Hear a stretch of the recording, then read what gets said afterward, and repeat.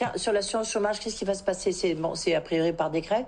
Vous pensez que la réforme de l'assurance chômage, elle va être appliquée quand même? Alors, pendant les travaux, la vente continue. Donc, petite vidéo rapide d'actualité pour voir quelles vont être les conséquences de la dissolution de l'Assemblée nationale sur la réforme de l'assurance chômage. Réforme qui devait avoir lieu donc en juillet et mise en place fin d'année. Donc, bien évidemment, réduction, hein, pas augmentation de la durée du chômage. Donc, on va voir un petit peu quels sont les éléments qui pourraient du coup affecter cette réforme.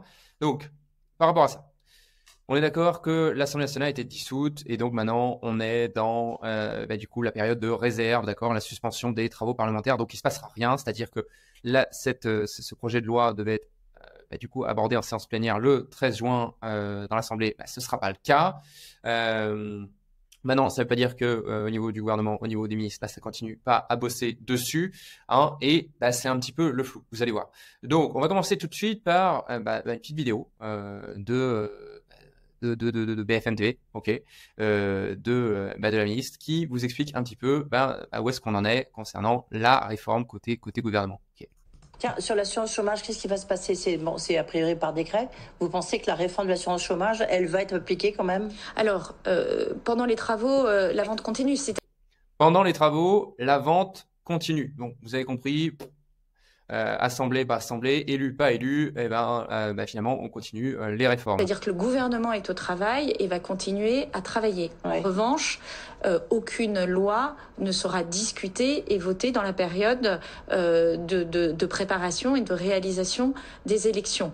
Et donc, le Conseil d'État continue son travail sur l'assurance chômage, mais aucune décision, puisque nous sommes en période de réserve. Pas d'annonce, mais elle dit quand même que pendant les travaux, la vente continue et on finit là-dessus.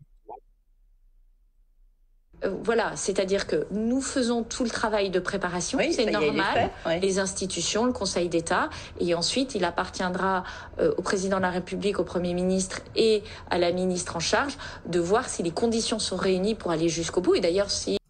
Bon, on a compris, le vote, c'est pas très important, hein, donc davaille, on continue. Qu'est-ce qu'on peut dire de plus par rapport à tout ça? Je vais remettre la petite tête de notre cher président. Et donc, nouvelle réforme, on est d'accord. Est-ce qu'elle va survivre à la dissolution de l'Assemblée nationale? C'est le sujet. Et ce qui pourrait être intéressant, et vous allez peut-être être d'accord avec moi, c'est de se dire qu'est-ce que prévoient les partis d'opposition concernant cette réforme de l'assurance chômage, d'accord? Je fais un petit rappel avant qu'on aille dans les différents programmes des candidats, enfin des différents partis concernant l'assurance chômage. Le sujet, c'est donc cette réforme de l'assurance chômage. On a déjà fait une vidéo là-dessus, donc je vous renvoie vers la vidéo qui s'appelait Durcir. Ok, je vous remettrai le lien en dessous de cette vidéo. Donc il y a un décret qui est actuellement en préparation, d'accord, qui vise à donc durcir les conditions d'accès à l'indemnisation donc à l'assurance chômage, et donc il faudra avoir travaillé 8 mois au cours des 20 derniers mois, contre 6 actuellement au cours des 24 derniers mois. Ils raccourcissent aussi la durée maximale d'indemnisation, d'accord, aujourd'hui c'est 18 mois, en fonction du taux de chômage. Si le taux de chômage est inférieur à X%, du coup la période change. Donc là, clairement, on met fin au principe de l'assurance chômage, c'est-à-dire contracyclique. Peu importe en fait finalement le taux de chômage, l'indemnisation était la même. Et donc, le gouvernement voulait passer de 18 mois actuellement à 15 ensuite. Donc, raccourcir la durée d'indemnisation et également s'attaquer aux seniors, hein, et donc relever l'âge au-delà duquel la durée d'indemnisation est plus longue. D'accord, aujourd'hui, au-delà de 53 ans, donc à 54 ans, la période d'indemnisation, elle n'est pas de 18, mais de 24. Et eux, ils voulaient passer de 53, 54 à 57 ans pour cette durée d'indemnisation allongée. D'accord, grosso modo, précariser les seniors, si vous n'avez pas compris. Ce qui s'est passé entre-temps, donc il y a eu plusieurs choses. Donc là, la réforme devait passer devant la Commission nationale, la CNEPS, je ne sais pas trop quoi, là, bref, pour être déposée. Bon, ça a été bien le cas, mais on ne sait pas trop ce qui s'est passé. Donc ça, c'est pas finalement le sujet, ça certainement, ça devrait accoucher dans les prochains jours. Nous, ce qui nous intéresse, c'est qu'il y a eu une conférence de presse collective du côté des syndicats, d'accord, le 11 juin. La secrétaire générale de la CGT, Sophie Binet, a annoncé que rien n'oblige en fait le gouvernement à faire passer ce décret en juillet. D'autant plus que finalement ils sont plus d'Assemblée nationale, donc là il y a une volonté de passer en force finalement, sans le dire.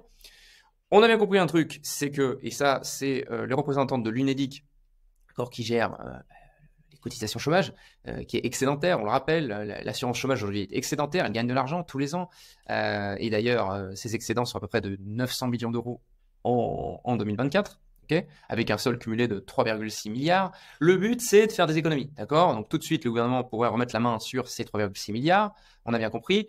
Ce qui est important aussi de noter, et dans les différents articles au sujet, donc là on parle des syndicats qui du coup préparent leur riposte, vous voyez, donc là c'est la ministre du Travail et les différents syndicats. Donc il y avait aussi le maître de conférence Michael Zemmour, j'espère que c'est bien comme ça qu'il s'appelle,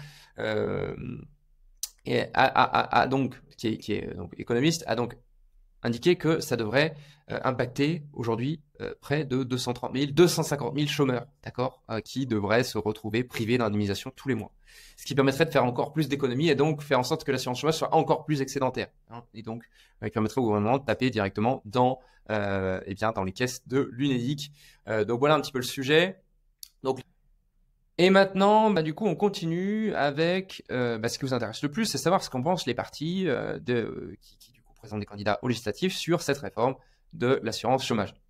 Alors, côté Nouveau Front Populaire, on est d'accord, opposé à la réforme de Macron. Bon, il l'avait dit depuis longtemps, alors ça a changé de nom, bref, peu importe. Ce qu'ils notent, c'est qu'ils sont opposés donc au durcissement des conditions d'accès à l'assurance chômage. Une véritable guerre sociale est menée par le gouvernement, d'accord, et donc propose l'annulation pure et simple de la réforme si elle venait à être mise en place. Côté Renaissance, voilà, LREM, je sais pas, bref, le parti du gouvernement qui change tout le temps de nom. Eux, ils veulent faire passer le décret dans l'entre-deux tours. Eh bien, c'est ce que nous dit cet article du Monde. On est d'accord, Gabriel Attal a affirmé jeudi 13 juin que le décret serait pris d'ici le 1er juillet pour mettre en place la réforme de l'assurance chômage. Donc on continue comme si de rien n'était. Maintenant, il y a quand même un flou parce que là, quand du coup, il y a cet article de la Tribune, qui du coup annonce directement au président. Et là, il dit: je pense que la réforme de l'assurance chômage est bonne, mais je ne pense pas que c'est un point intangible. Si certains veulent l'améliorer, la changer, ce sera aux forces de la majorité de construire les modalités. Donc, on a un flou artistique. D'un côté, le Premier ministre qui dit on y va, on continue comme si de rien n'était, et de l'autre, le président qui dit oui, on verra une fois qu'il y aura une nouvelle majorité. Donc voilà, un peu flou artistique là-dessus, on s'est compris. Pardon, je suis doublement en vidéo là, voilà, donc on continue là-dessus. Ensuite, côté républicain, on revient sur notre article qui nous intéresse, c'est l'article du Monde. Voilà, l'article du Monde. Donc, côté républicain, là, on dit quoi? Côté républicain, c'est la même chose, on s'oppose à cette réforme. D'ailleurs, le groupe LR mené par Olivier Marleix avait dénoncé la réforme de l'assurance chômage, un enfumage pour combler le déficit public. Pourtant, le contre-budget proposé fin 2023 par les LR avançait des mesures proches de celles du gouvernement. Voilà, donc sachant qu'il y avait déjà eu une réforme il y a à peu près un an. Et on termine avec le Rassemblement national, qui, lui, s'oppose également à cette réforme de l'assurance chômage, qui détricoterait l'assurance chômage, le système d'assurance chômage, qui serait un véritable coup de massue pour les Français, et déplore également que les premiers stigmatisés seraient donc les cadres qui ne représentent pourtant que 5% des bénéficiaires de l'assurance chômage, alors qu'ils cotisent pour près de 45% des recettes de l'UNEDIC. Donc on tape sur ceux qui contribuent le plus avec cette réforme. Bref, que ce soit Front Populaire, que ce soit LR, que ce soit Rassemblement national, tout le monde est contre. Et côté gouvernement, côté Renaissance, finalement, c'est un peu le flou. Donc, ce qu'on peut en conclure, c'est que, comme d'habitude, en France, vous connaissez l'instabilité fiscale, on a aussi l'instabilité sociale.